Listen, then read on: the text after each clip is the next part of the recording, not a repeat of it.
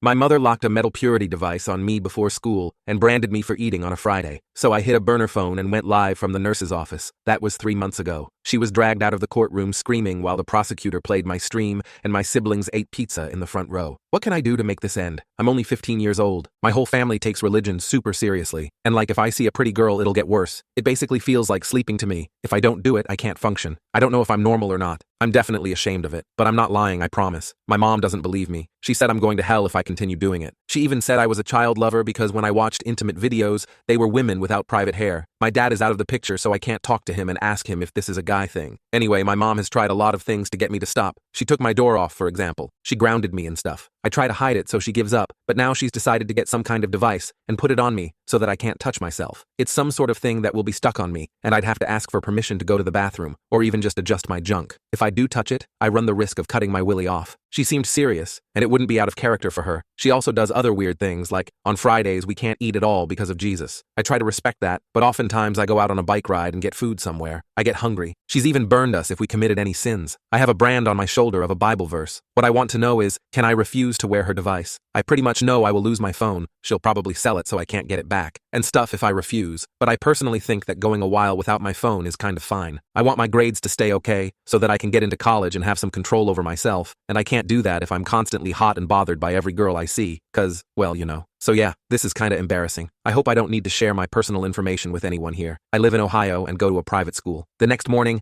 I woke up to my mother standing over my bed holding a package. My stomach dropped. The device had arrived early. "Get up," she said, her voice cold. "We're doing this now before school." I scrambled out of bed, my heart racing. She set the package on my dresser and started opening it with scissors. Inside was a metal contraption that looked medieval. Sharp edges, locks, and straps that made my skin crawl just looking at them. "Mom, please," I started, but she cut me off. "Strip," she commanded. "Now." I backed away toward the door, but she blocked my path. "You think you can defy God's will in my house? You think those sinful urges are stronger than his plan for you?" She grabbed my arm, her nails digging in. I tried to pull away, but she was stronger than she looked. With her free hand, she reached for the lighter on my dresser, the same one she'd used before. "Another mark for defiance," she hissed. Proverbs 13:24. The flame touched my forearm, and I bit down hard to keep from screaming. The smell of burning flesh filled the room. When she finally let go, I had a new burn next to the others. "Now," she said calmly, as if she hadn't just tortured her own son, "you'll wear this device, or you'll find yourself on the street. Your choice." I cradled my burned arm, tears streaming down my face. "I need to get ready for school." "After," she insisted, holding up the device. "This goes on first." My mind raced. I couldn't let her put that thing on me. I'd heard stories online about injuries from those devices, infections, permanent damage, even emergency surgeries. But what choice did I have? If she kicked me out, I'd lose everything. My chance at college, my future, any hope of escape. "Can I at least shower first?" I asked, stalling for time. She considered this, then nodded. 5 minutes. Leave the door open." I grabbed my school clothes and headed to the bathroom. My hands shook as I turned on the water. Under the sink, hidden behind cleaning supplies, was my secret phone, an old model I'd bought with money saved from skipping Friday fasts. I'd been using it to research my options, posting on forums about religious abuse. I quickly typed a message to a gaming forum where I'd made friends. "She's trying to put the device on me right now. What do I do?" The responses came fast. "Call CPS immediately. Get evidence first. Record everything. Get out of there." But I knew CPS might not help. They'd visited once before when a teacher noticed bruises, but my mother had convinced them it was a misunderstanding. She was good at playing the concerned religious parent. 2 minutes, my mother called. I shoved the phone back under the sink and actually got in the shower, washing quickly. My new burn throbbed under the water. When I came out, she was waiting in my room with the device laid out on the bed like surgical instruments. "I need to get dressed," I said. "Underwear only," she replied. "This goes on first." I pulled on my boxers, my whole body trembling. She approached with the device, and I instinctively backed away. "Do not make me call Brother Timothy," she warned. Brother Timothy was from our church, a large man who'd helped her discipline me before. I stood frozen as she knelt down and started fitting the device. The metal was cold against my skin. When she started tightening the straps, panic overwhelmed me. "It's too tight," I gasped. "It's supposed to be tight," she said matter-of-factly. "That's how it works." The lock clicked shut with a finality that made me want to vomit. She stood up, holding the key. "This stays in my room," she said. "You'll ask permission for bathroom breaks. Any attempt to tamper with it, and you'll regret it." I could barely breathe. The device was already cutting into my skin, and any movement sent sharp pains through my body. How was I supposed to sit through school like this? "Get dressed," she ordered. "You have 10 minutes before we leave." I struggled into my school uniform, every movement agony. The device bulged obviously under my pants. Everyone would know. The humiliation was almost worse than the physical pain. At school, I walked carefully, trying not to limp. In first period,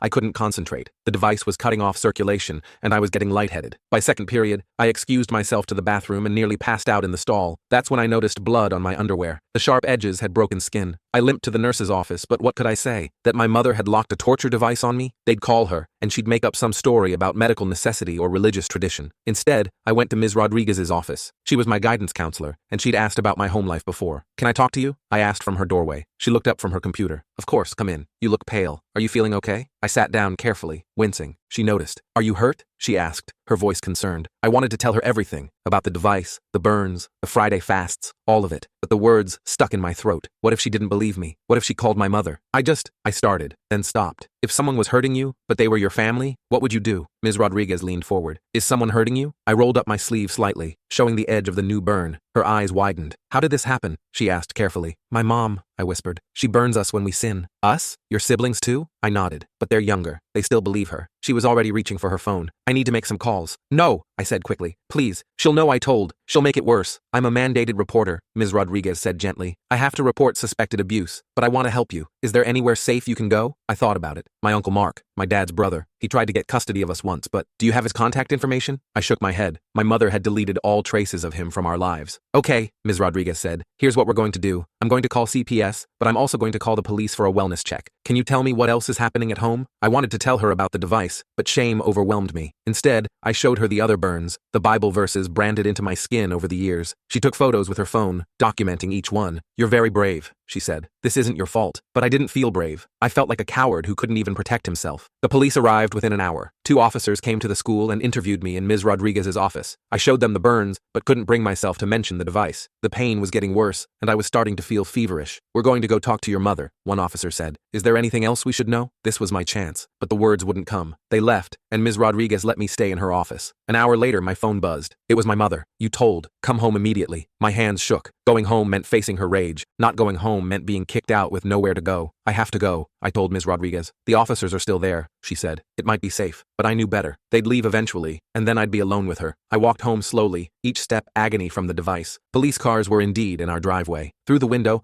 I could see my mother talking animatedly, probably spinning her story about being a concerned parent, dealing with a troubled teen. I waited outside until the police left. One officer stopped to talk to me. Your mom explained about the religious discipline, he said. We've warned her about the burning. If it happens again, call us immediately. That was it, a warning. I went inside to find my mother sitting at the kitchen table, calm as always after putting on a show for authorities. Sit, she commanded. I sat carefully, trying not to show how much pain I was in. You've embarrassed our family, she said. You've brought shame upon this household. Do you know what the church will think? I'm sorry, I said automatically. Sorry isn't enough. You'll be doing extra prayer sessions with Brother Timothy, and that device stays on for a month as punishment for your betrayal. A month. I wouldn't survive a month. Yes, ma'am, I said. Go to your room. No dinner tonight. Prayer and fasting will cleanse your soul. I stood up too quickly and swayed. The room spun, and I grabbed the table for support. Stop being dramatic, she snapped. I made it to my room and collapsed on the bed. The pain was unbearable now. I could feel wetness spreading, more blood. That night, I lay awake planning. I couldn't do this anymore. The device was cutting deeper with every movement. I needed help, real help. I remembered something from the gaming forum. Someone had mentioned that live streaming abuse could force authorities to act. Video evidence that couldn't be explained away. My hidden phone was still in the bathroom. If I could get it, maybe I could stream what was happening, show the world what she was doing to me. But first, I had to survive the night. The next morning, I could barely walk. The infection was setting in. I could smell it. My mother noticed my limping at breakfast. Stop exaggerating, she said. Brother Timothy will be here after school for your prayer session. I knew I couldn't make it through another day. At school, I went straight to the nurse. This time, I didn't hold back. I need help, I said. My mother put a device on me, and it's cutting me. I'm bleeding. The nurse's face went white. Show me. I carefully lowered my pants. The nurse gasped at the sight, metal cutting into swollen, infected flesh. We need to get you to a hospital, she said, reaching for the phone. No, I said. She has the key. If they cut it off, she'll hurt me worse. This is a medical emergency, the nurse insisted. You could get sepsis. That's when I made my decision. Can I use your computer? I asked. I need to show you something. She nodded, probably thinking I'd show her medical information. Instead, I logged into my streaming account. I'd never used it before, but I'd set it up months ago just in case. What are you doing? The nurse asked. Getting help, I said, and hit Go Live. The stream started immediately, my phone propped against the nurse's computer monitor. My hands trembled as I spoke directly to the camera. My name is, well, I can't say that, but I'm 15, and I need help. My mother put this thing on me yesterday morning. I lifted my shirt, showing the metal device through my underwear. The nurse stood frozen behind me, processing what was happening. Comments started flooding in immediately. The viewer count jumped from 0 to 50, then 100. She burns me when I sin, I continued, rolling up my sleeves to show the marks. This one's from yesterday, Proverbs 13:24. This older one here is from when I ate during a Friday fast. She says fasting brings us closer to God. The nurse finally moved, reaching for the phone on her desk. I heard her speaking urgently to someone about a medical emergency and possible abuse case. My phone buzzed with notifications. The stream had hit 500 viewers. Comments scrolled past faster than I could read them. She has the key, I explained to the camera. She says I have to wear this for a month because I told someone about the burns, but it's cutting me. There's blood and I think it's infected. The nurse hung up and came to stand beside me. An ambulance is coming. We need to get you medical attention immediately. Wait, I said. I need to show them more. I pulled out my wallet and found the folded paper I'd hidden there. A photo of my younger siblings. These are my brother and sister. They're still at home. She burns them too, but they're too young to understand it's wrong. The viewer count hit 1,000. Someone in the comments said they'd called 911 with my school's address. Others were sharing the stream link across social media. The principal is coming, the nurse warned, looking out her office window. Sure enough, Mr. Henderson burst through the door moments later, his face red. What is going on here? Turn that off immediately. No, I said, surprising myself with my firmness. People need to see this. You're broadcasting from school property without permission, he sputtered. This is grounds for expulsion. Expel me then, I said, turning back to the camera. My mother sends me to this private school because she can control the narrative here. They don't ask questions about bruises or burns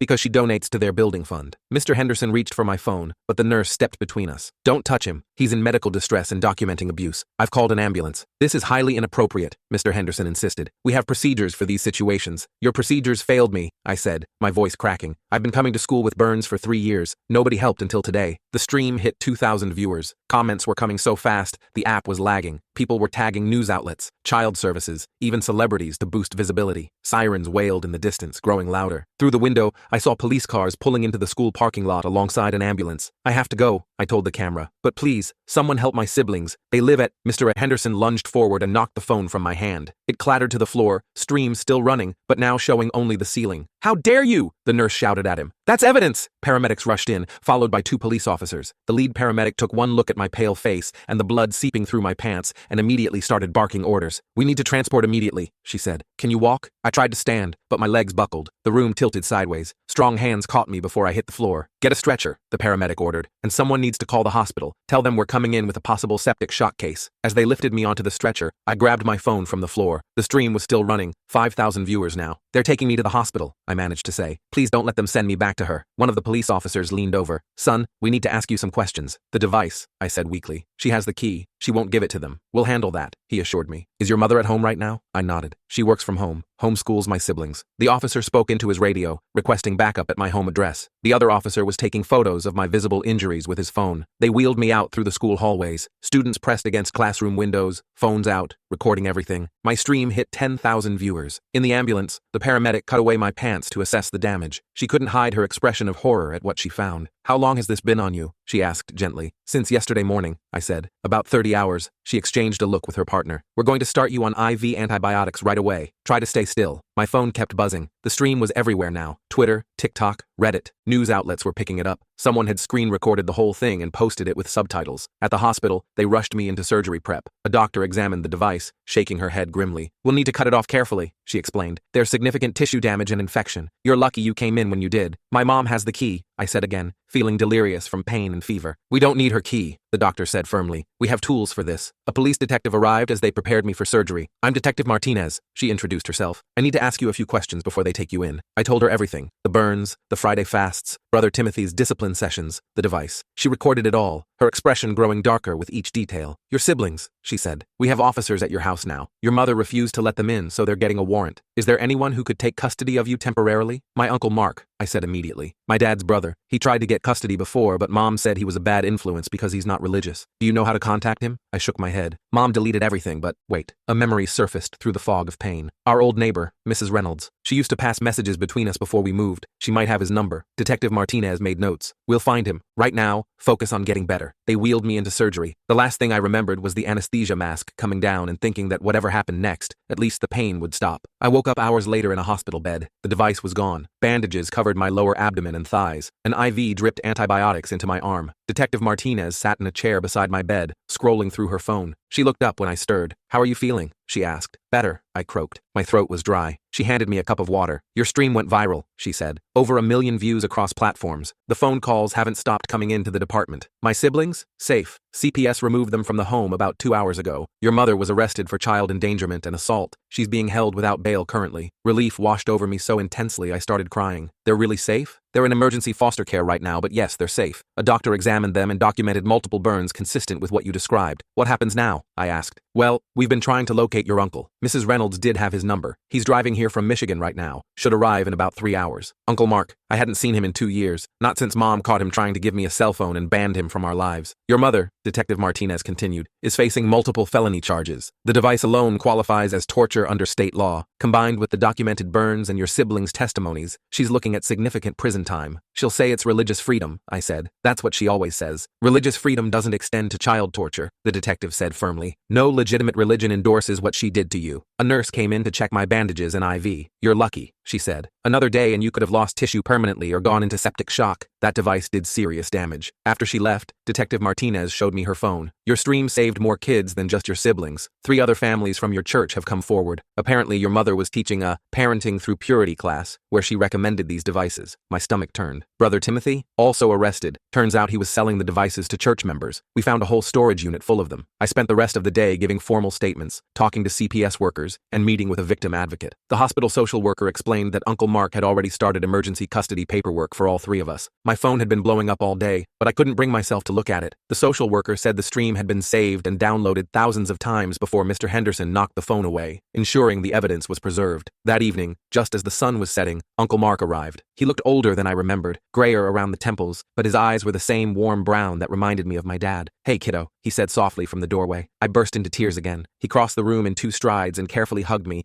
mindful of my injuries. I'm so sorry, he whispered. I tried to get you out. I tried so hard, but the courts... I know, I said into his shoulder. She told us you were evil, that you'd corrupt us. Well, I am pretty corrupting, he said with a weak smile. I let kids eat on Fridays and everything. Despite everything, I laughed. It hurt my abdomen, but it felt good too. Your siblings are asking for you, he said. The foster family has been great, but they want to see their big brother. Think you'll be up for visitors tomorrow? I nodded. Are they okay? Really okay? They're scared and confused, he admitted. Your sister keeps asking when Mommy is coming back. Your brother won't talk at all yet, but physically, they'll heal. Kids are resilient. What about school? Mom was homeschooling them. We'll figure it out, Uncle Mark said. One step at a time. Right now, let's focus on getting you healthy enough to leave this place. A knock on the door interrupted us. Miss Rodriguez peered in, holding a gift bag. I hope I'm not intruding, she said. I wanted to check on you. Come in, I said, genuinely happy to see her. She entered hesitantly, nodding at Uncle Mark as I introduced them. I'm so sorry, she said, her eyes filling with tears. I should have pushed harder when I suspected something was wrong. I should have. You tried to help, I interrupted. You called CPS. It's not your fault they didn't do more. Still, she said, setting the gift bag on my bedside table. I brought you some books and snacks. Hospital food is terrible. We talked for a while about practical things, transferring schools, making up missed work, counseling resources. Ms. Rodriguez promised to help coordinate with wherever I ended up. After she left, Uncle Mark pulled his chair closer to my bed. So, Michigan, he said, I've got a house with enough bedrooms for all of you, good public schools, normal life. What do you think? Will I have a door? I asked. His face darkened. You'll have a door with a lock if you want one. Your room, your rules. And I can eat on Fridays? You can eat whenever you're hungry. And if I'm normal, like normal teenage stuff? He sighed. Look, I'm not going to pretend raising 3 traumatized kids will be easy. We'll need family therapy, individual counseling, the works. But yeah, you can be normal. Date when you're ready. Make mistakes. Figure out who you are without someone breathing down your neck about sin and damnation. It sounded too good to be true. What if she gets out? What if she comes for us? Then she'll have to go through me, he said firmly. And the restraining order, and the entire state of Michigan. She's done hurting you kids. That night, I finally looked at my phone. Thousands of messages, comments, and notifications. News articles with headlines like Teens Live Stream Exposes Religious Torture and Viral Video Leads to Abuse Ring Arrests. But what struck me most were the personal messages. Kids from all over sharing their own stories of religious abuse. Parents thanking me for giving them the courage to leave controlling churches. Teachers saying they'd be more vigilant about warning signs. One message stood out. It was from a girl named Sarah who lived in Michigan. I saw your stream, she wrote. I'm a survivor too. My mom did similar things until I got out at 16. It gets better. If you ever need someone to talk to who understands, I'm here. I saved her message. Maybe when things settled down, when I wasn't wrapped in bandages and processing trauma, I'd write back. Maybe I'd make a friend who understood without me having to explain why certain Bible verses made me flinch, or why I couldn't stand the smell of lighter fluid. The next morning, my siblings visited. My sister ran to my bed, careful not to jostle my injuries, and hugged me tight. Mark says we're going to live with him, she whispered. Is that true? Yeah, I said, smoothing her hair. Is that okay? She nodded against my chest. He said we can go to real school, with other kids. My brother stood back, silent and watchful. At 7, he was old enough to understand more than our 5-year-old sister. I held out my hand to him. It's going to be okay, I told him. No more burns, no more punishments, just normal life. He took my hand tentatively. Promise? I promise. Uncle Mark watched from the doorway, giving us space to reconnect. The social worker had warned that my siblings might blame me for breaking up our family, but instead, they seemed relieved. When can you come home? My sister asked. The foster lady is nice, but she doesn't know how we like our sandwiches. A few more days, I said. Then we'll all go to Uncle Mark's house together. The doctor came in for rounds, checking my healing progress. The infection was responding well to antibiotics, and the surgical sites were clean. She estimated I'd be discharged in 2 to 3 days if everything continued improving. After my siblings left with Uncle Mark to get ice cream, a previously forbidden treat, Detective Martinez returned with updates. Your mother's lawyer is trying to claim religious persecution, she said, but the prosecutor has enough evidence to bury that defense. 17 other families have come forward now. Apparently, your live stream opened floodgates we didn't even know existed. 17? I couldn't wrap my head around it. Your church ran deep, she said. Brother Timothy kept meticulous records, thinking he was documenting success stories. Instead, he created evidence of systematic child abuse spanning 8 years. She showed me photos from the raid on his storage unit, hundreds of devices, neatly packaged, books on breaking willful children, charts tracking purity progress with children's names and dates. My name was on one of those charts. So were my siblings. You're going to be the key witness, Detective Martinez explained. Your live stream started this, but your testimony will be crucial for convictions. Are you prepared for that? I thought about all those other kids suffering in silence, believing they were sinful and deserved punishment. Yes, whatever it takes to stop them. She smiled. You're a brave kid. Your dad would be proud. I hadn't thought about my dad in years. He died when I was 8, leaving us with Mom. I wondered now if things would have been different if he'd lived. Uncle Mark said Dad never agreed with Mom's extreme beliefs, but went along to keep peace. That afternoon, Mr. Henderson visited. I tensed when he entered, remembering how he'd knocked my phone away. I came to apologize, he said stiffly, and to inform you that you're not expelled. Your tuition is paid through the semester, and you're welcome to finish once you've recovered. I'll be living in Michigan, I said. I see. He cleared his throat.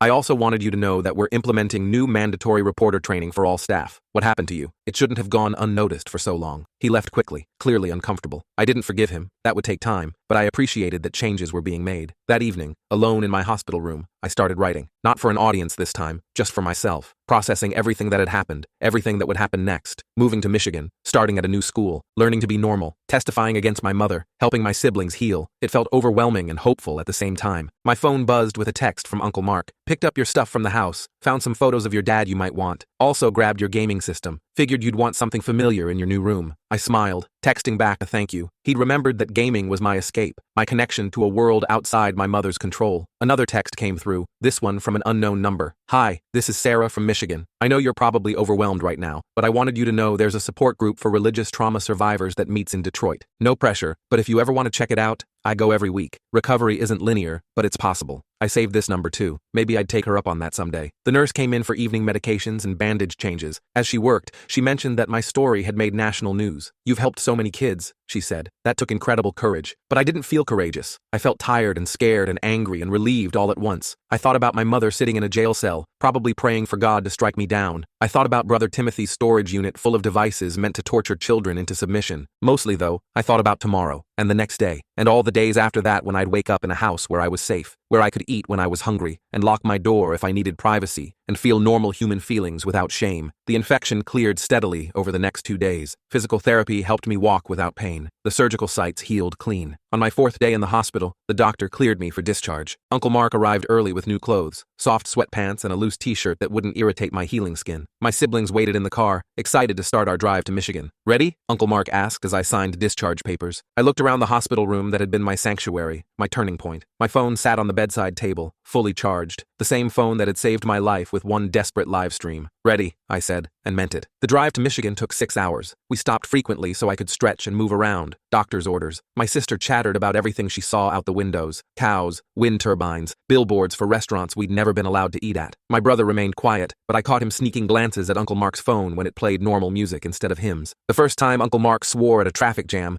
both my siblings froze, waiting for divine punishment that never came. Sorry, Uncle Mark said, noticing their reaction. I'll work on my language. It's okay, I said. We'll all need time to adjust. As we crossed the state line into Michigan, I felt something shift inside me. We were really doing this, really leaving everything behind. Uncle Mark's house sat on a quiet street lined with trees, 3 bedrooms, 2 bathrooms, a big backyard with a swing set left by previous owners. Normal, wonderfully beautifully normal. I set up your rooms with basics, he said, grabbing our meager bags. But we'll go shopping this weekend. You can pick out whatever you want. Posters, paint colors, whatever makes it feel like yours. My room had a door with a lock. I stood there staring at it like a miracle while Uncle Mark set my bag on the bed. Take your time settling in, he said gently. Pizza for dinner, unless you'd prefer something else? Pizza on a Friday? My sister gasped from the hallway. Pizza any day you want it, Uncle Mark confirmed. That first night, we ate pizza and watched a movie, another forbidden activity. My siblings kept looking at me for permission, for reassurance that this was really okay, that God wouldn't strike us down for enjoying a Disney film. After they went to bed, I sat with Uncle Mark on the back porch. The spring air felt cool and free against my skin. Thank you, I said quietly, for not giving up on us. I never stopped trying, he said. Your dad made me promise to look after you kids if anything happened to him. I failed for too long, but I won't fail again. We sat in comfortable silence, processing the magnitude of change. Somewhere out there, my mother sat in jail. Brother Timothy, too. Their version of God, vengeful, controlling, punishing, had no power here. School starts Monday, Uncle Mark said eventually, just to get you back on track. Summer break's only a month away, so it's mainly about making connections and settling in. The counselor knows your situation. She's prepared to help however you need. School, normal school, where I could talk to girls without shame, where I could eat lunch every day, where my biggest worry would be homework, not hiding burns or managing religious torture devices. Okay, I said, I can do that. Yes, Uncle Mark agreed. You can. That night, I locked my bedroom door just because I could. Then I unlocked it, because I could do that too. Choice, the freedom, safety, basic human rights that felt like luxuries. My phone buzzed with a message from Ms. Rodriguez. Thinking of you. Hope the move went well. You've got this. I smiled, texting back a photo of my new room. Evidence of a new life beginning. The live stream that changed everything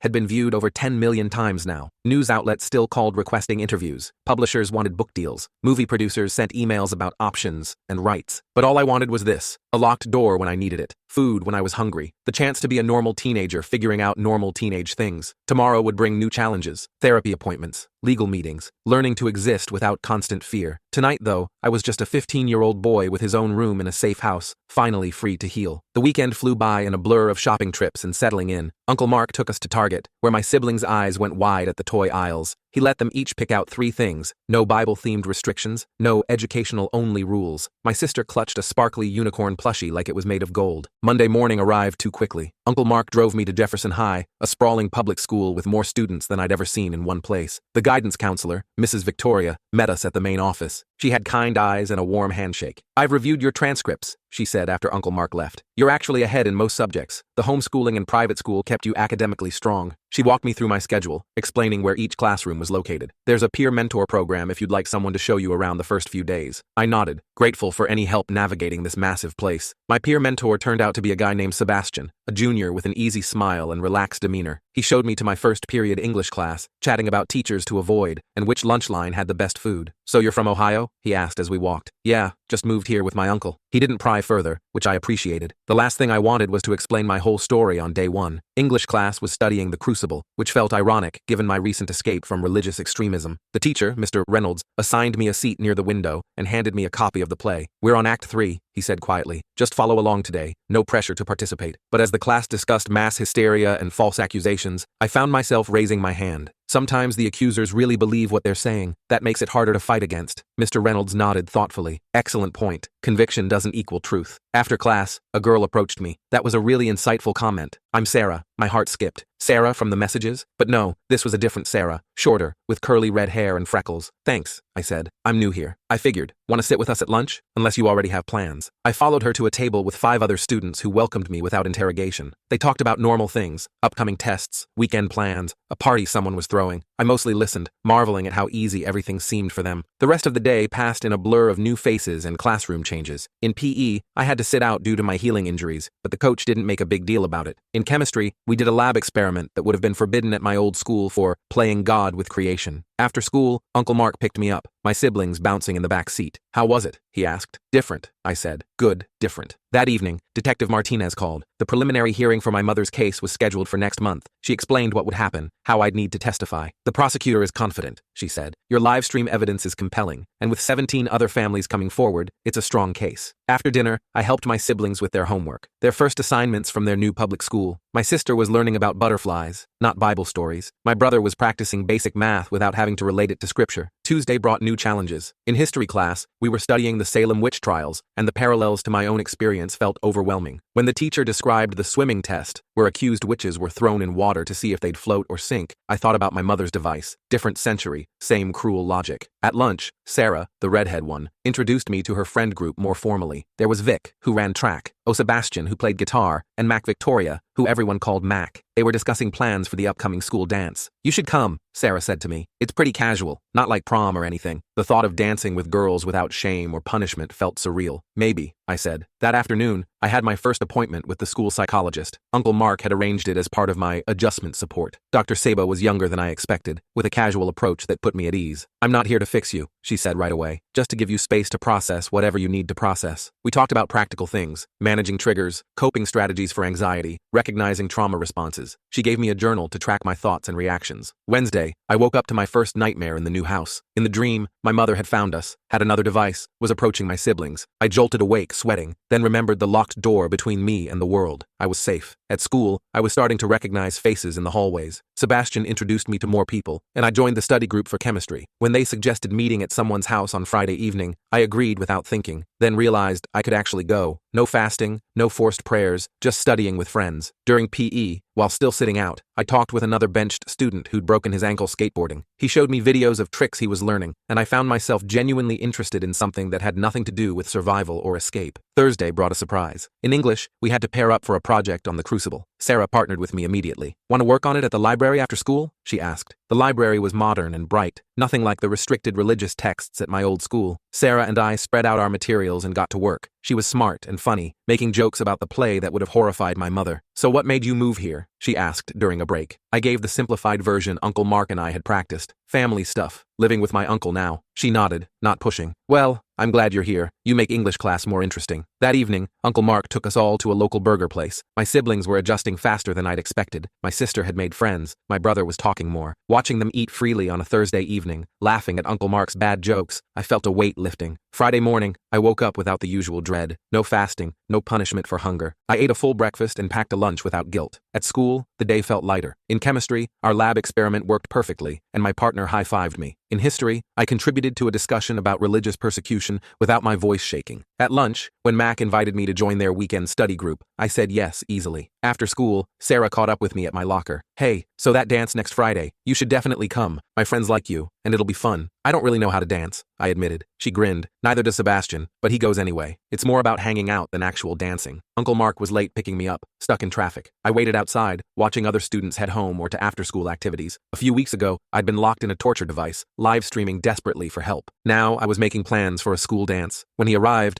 apologizing for the delay, I told him about the dance invitation. "That's great," he said. "Normal teenage stuff. Do you want to go?" "I think so," I said. "Is that okay?" "Of course it's okay. We'll get you some decent clothes for it next weekend." That evening, Detective Martinez called again. Brother Timothy's storage unit had revealed even more evidence, detailed records of which families bought devices, when they were applied, and follow-up notes on behavioral improvements. The prosecutor was building an airtight case. Saturday morning, I woke up to my siblings jumping on my bed. "Uncle Mark says we can go to the park," my sister announced. At the park, I pushed them on swings and helped them climb the jungle gym. Other families were there, normal families doing normal weekend things. A mother called her son for snacks, and I didn't flinch. Progress. That afternoon, while my siblings napped, I finally opened my laptop to check the messages that had accumulated. Hundreds of them, from strangers who'd seen the stream. Some shared their own stories of escape. Others offered support and resources. A few were from journalists wanting interviews, which I deleted. One message stood out, from the Sarah in Michigan who'd first reached out. She'd sent a follow-up. "I saw you're in Michigan now. I'm actually in the Detroit area too. That support group meets Wednesdays at 7 if you ever want to check it out. No pressure. Recovery happens at your own pace." Sunday was quiet. Uncle Mark made pancakes. On a Sunday, without guilt, we went grocery shopping, and I helped pick out food without checking if it was approved. My brother chose cereal with cartoon characters on the box. My sister picked fruit snacks. Small freedoms that meant everything. That evening, I video called Ms. Rodriguez. She was thrilled to hear about my new school and the friends I was making. "You sound different," she said. "Lighter." "I feel different," I admitted. Monday's return to school felt routine in the best way. I knew where my classes were, had people to sit with at lunch, understood the rhythm of the day. In English, Mr. Reynolds returned our Crucible essays. He'd written on mine, "Powerful insights. Your personal understanding of mass hysteria and religious extremism adds depth to your analysis." A plus. At lunch, the conversation turned to the dance. Mac was trying to convince Vic to ask someone from his track team. Sarah was debating what to wear. Sebastian was mostly concerned about the music selection. "What about you?" Sarah asked me. Asking anyone? I felt heat rise to my face. I don't really know anyone to ask. You could go with our group, she suggested. No pressure, just friends hanging out. That afternoon, I had another session with Dr. Seba. We talked about the upcoming testimony, strategies for managing anxiety during the hearing. She taught me grounding techniques for if memories became overwhelming. Tuesday's chemistry lab was about chemical reactions, watching substances transform completely when combined. The metaphor wasn't lost on me. A month ago, I was one person. Add catalyst of desperation, combine with live stream technology, react with legal intervention, and I'd transformed into someone new. Wednesday after school, I made a decision. I took the bus to the address Sarah from Michigan had sent. The support group met in a community center, a circle of chairs in a small room. I almost turned back twice, but finally walked in. 8 people sat in the circle, various ages. Sarah, the first Sarah, the one who'd messaged, smiled when she saw me. You came, she said simply. I sat and listened. Each person shared pieces of their story, different religions, different abuses, but the same core of control and trauma. When it was my turn, I just said, I'm new to this, still figuring things out. They nodded, understanding, no pressure to share more. Thursday, Uncle Mark had to work late, so I took the bus home with Sebastian. His house was chaos, 3 younger siblings, a dog, music playing. His mom offered snacks without asking about dietary restrictions. Normal chaos, beautiful chaos. Friday, the day of the dance, energy buzzed through school. Sarah found me between classes. Still coming tonight? She asked. Yeah, I said, meaning it. The dance was in the gym, transformed with lights and decorations. Music pounded, nothing hymn-like about it. I stood with Sebastian's group at first, watching others dance. Then Sarah grabbed my hand. Come on, just move to the music. Nobody's judging. She was right. Everyone was just having fun, being teenagers. I let myself move awkwardly to the hit, laughing when Sebastian's dancing looked more like seizures. Halfway through, a slow song played. Couples paired off. Sarah looked at me, questioning. Want to try? She asked. My hands shook as I placed them on her waist. She put hers on my shoulders. We swayed simply, and I waited for guilt, for shame, for divine punishment. None came. Just 2 teenagers dancing badly to cheesy music. When the song ended, she smiled. See? Not so scary. The rest of the dance passed in a blur of laughter and bad dance moves. When Uncle Mark picked me up, I was exhausted, but happy. Good time? He asked. Yeah, I said. Really good. That weekend, Detective Martinez called with updates. More families had come forward. The case was expanding beyond our church to a whole network Brother Timothy had been supplying. My testimony would be crucial, but I wouldn't be alone. 17 other kids would testify too. Monday morning came with unexpected news. Mr. Henderson had been removed as principal of my old school. The board couldn't ignore his failure to report abuse after the live stream went viral. Miss A. Rodriguez texted that she was proud of me for speaking up. School continued its rhythm. Classes, lunch with friends, after-school study sessions. Each day felt more normal, more mine. The nightmares came less frequently. The flinches at sudden movements decreased. 2 weeks before the hearing, Uncle Mark sat me down. The prosecutor wants to prep you for testimony, he said. Are you ready for that? I nodded. I'd been preparing since the day I hit go live. The prep session was intense. The prosecutor, Ms. McVictoria, walked me through what to expect. Cross-examination tactics the defense might use. How to stay calm if they tried to twist my words. Your live stream is powerful evidence, she said, but your live testimony will humanize it. The jury needs to see you're a real person, not just a viral video. That night, I couldn't sleep. I kept thinking about facing my mother in court. Uncle Mark found me on the back porch at 2 a.m. Scared? He asked. Terrified, I admitted. That's normal, but remember, she has no power over you now. You're just telling the truth. The week before the hearing, my friends at school rallied around me. Sarah made sure I was never alone between classes. Sebastian cracked more jokes than usual. Even Quiet Vic offered support in his own way, slipping me notes with encouraging quotes. 3 days before testimony, I attended the support group again. This time,